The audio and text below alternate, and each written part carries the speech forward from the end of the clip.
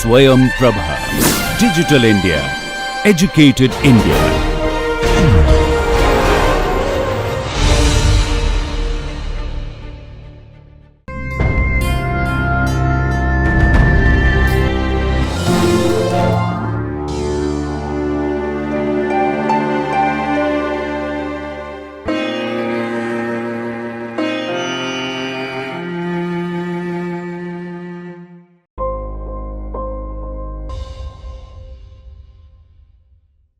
So till now, we have looked at how to get into R through a GUI, define variables, work with variables, access different elements in variables and so on, different types of variables, and how to do matrix arithmetic and so on. After this, the next logical step is to actually do programming in R, where you write your own code to either access inbuilt functions in R to do data analytics, or you write your own algorithms for data analytics. So we're going to show you very, very simple ideas in programming in R.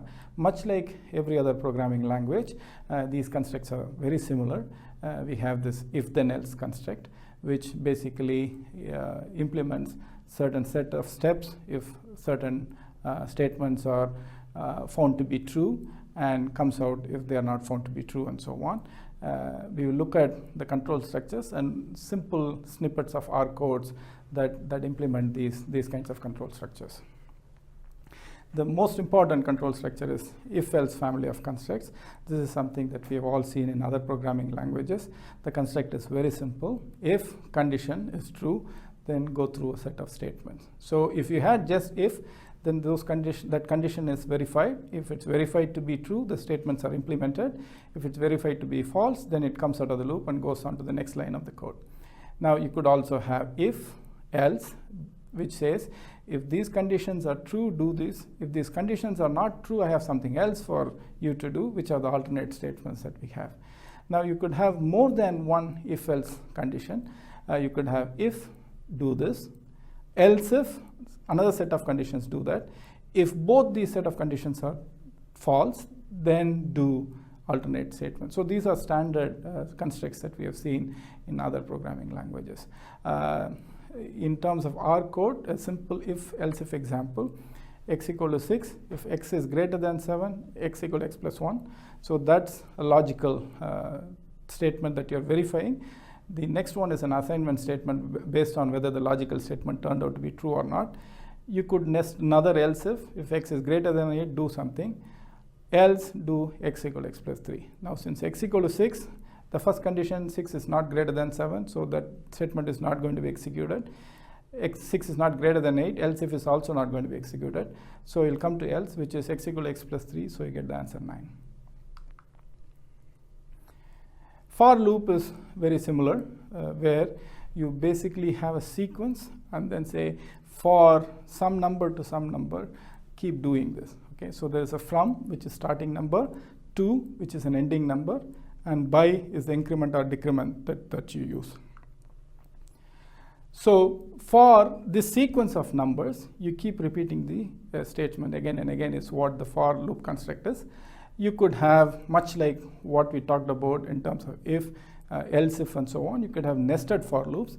You could have an outer for loop with an iteration looking at a certain sequence 1. You could have an inner loop which is looking at another sequence 2, and then you have a set of statements which keep getting implemented as we go through these for loops. So here is a very simple example. N equal to 5, sum equal to 0, for I in sequence n, n, 1. What does this mean? So basically what we are saying is the first number is 1, the last number is 5, n equal to 5, and use an increment of 1. So this is going to run for I starting from 1, 2, 3, 4, and 5. So when you run this code, you see the result on the right hand side. When the first iteration goes on, since sum was 0, I was 1, you will get the result 1, sum plus I. In the second iteration, you get I equal to 2, sum is already 1, so 1 plus 2 equal to 3, and so on. So you have the sequence. So this is very simple for loop that you can write in R.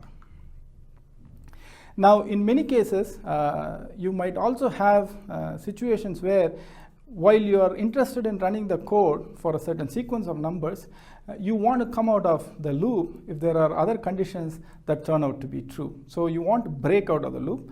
So what you could do is you could use a if statement within a for loop and then use a break to come out of the loop. So here is an example, n equal to 100, sum equal to 0.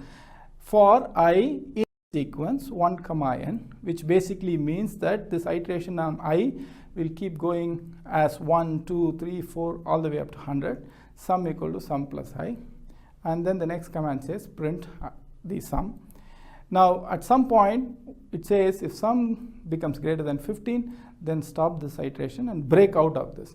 Now if these commands were not there, the result would have been for the loop variable to go from all the way from 1 to 100, you would have had all of these sums computed. But in this case, at I equal to 6, you have the sum which is 21.